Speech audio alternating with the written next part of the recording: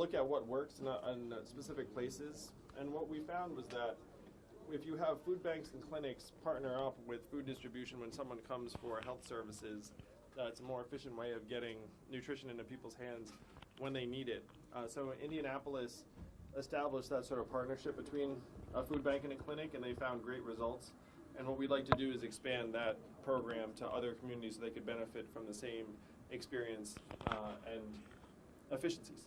So was this to be a federal program done as an executive order, or would you like to do it with Congress? Is this like a bill that you'd like to see put forward?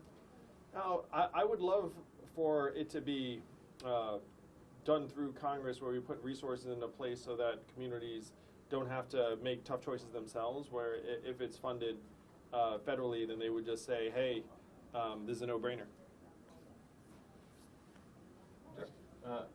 Andrew, It's one of those things where a relatively small amount of resources can make a big difference in people's lives. Dave, Hey. I didn't even see you there. Oh, I was hiding. You don't have a video camera or anything. I'm not. I'm just a tiny recorder. I just keying off something you said with Waterloo in here. You could do, kind of a show of hands to see if anyone saw the TV ad. What do you make of people having?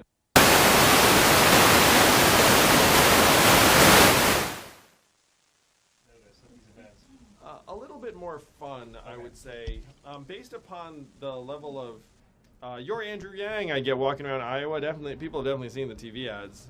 Heck, even I've seen the TV ads. I turned on a TV and I saw my own face and Evelyn's face, and it was glorious. I took a picture of the TV with my phone and then stared at it for a good 5 seconds. I didn't do any of those things, actually. I just saw the ad. But so the ads are definitely there. They're definitely working. Our name recognition is going up in the state. And the fact that people come to these events based upon word of mouth, to me, is actually very exciting and powerful. Where's the food going? We talked to the woman who helped organize it, Mary, and the church has Saturday night every week. They have a free dinner for the community. So I'm pretty sure that the people who come to that free dinner would enjoy some of the food that was gathered here today. The debate next week.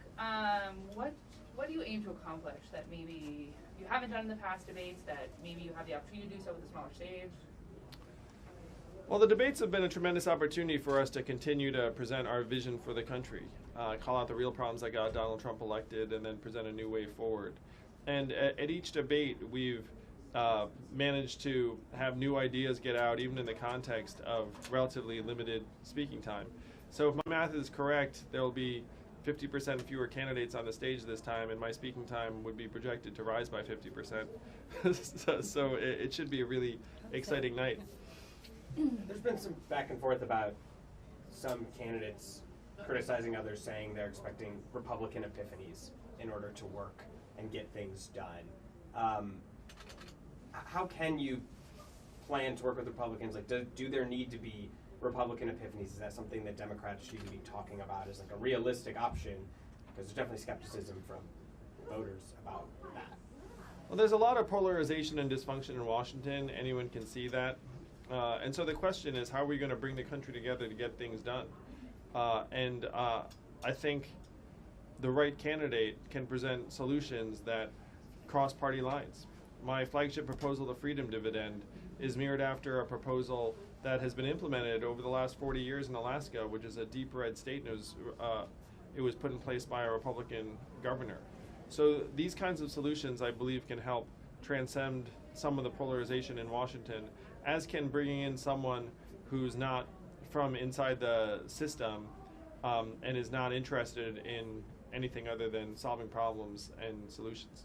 And you earlier, to get back to Dave's question about the ads, some people said they'd heard from you from things like podcasts and longer forms of media, and so one of your volunteers I talked to tonight, who's been with you since early this year, said he listened to you on podcasts. Do you think, how can your message come across to people outside of those longer forms, sit down for an hour, listen to a podcast? I know the Joe Rogan podcast, really did a lot for you guys, but now it's getting to be crunch time, and not everyone has an hour to sit down and listen to you. How can you? Do you think you've done a better job tightening your message and getting it out there for people, so they don't have to spend an hour plus?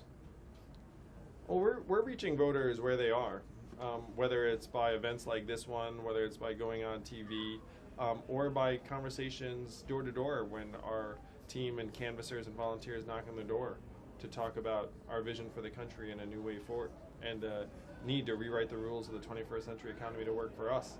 So we certainly don't expect everyone to go on YouTube and spend 70 minutes watching a long form interview, though I do highly recommend it.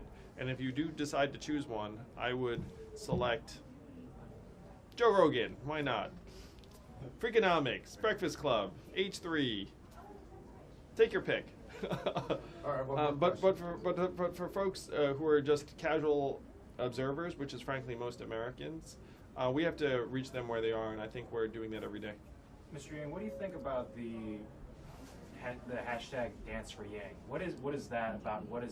Why are people? I'll dancing show on you what Twitter? it's about, Dan. It's about letting the spirit move you. No, I love it. I mean, who the heck wouldn't be for people dancing for fun in their living rooms? I mean, how is that not just an expression of humanity and joy? And you can't help but smile when you see these videos on Dance for Yang. So thank you all the people out there who've made themselves a little bit silly and busted a move in your living room, sometimes with family members and friends and choreography and the whole thing. It's great. And I would suggest that this is the kind of thing that Americans actually want more of day to day, some sort of uplift or joy or humanity as opposed to a constant slog. That's what we've been finding on the campaign trail. I get told every day, thank you for being uplifting and positive. Thank you, everyone. Did you record your own dance to post on Twitter or the internet? Well, we did at the tail end of this live stream that Zach and I did. It was to Rick Astley's Never Gonna Give You Up. And it went something like this. No, I'm kidding. I could do it. We've been together for so long. Gonna time to say it. No one had any questions for Gonna me. play it. Oh, Emily, Just Miss wanna Yang, tell you how I'm do you like the feeling. bus?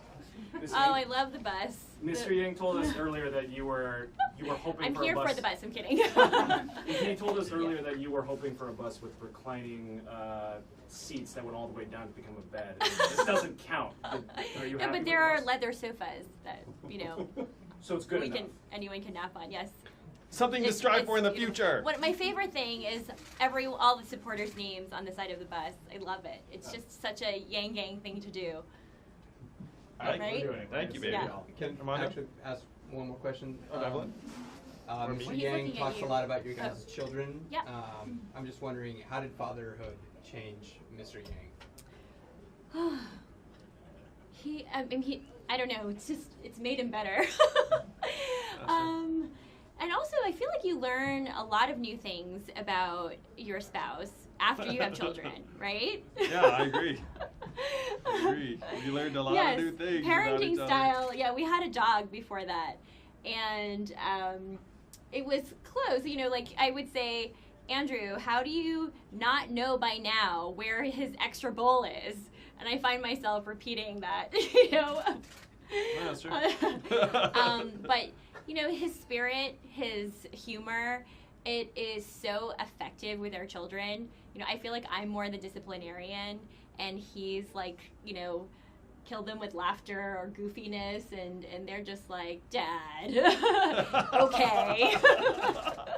All right, we Yeah. are good. Thank you guys. We love you. Thank you. Thanks, guys. Thank you for asking Evelyn fun questions. Yeah. Thank you, guys. Awesome.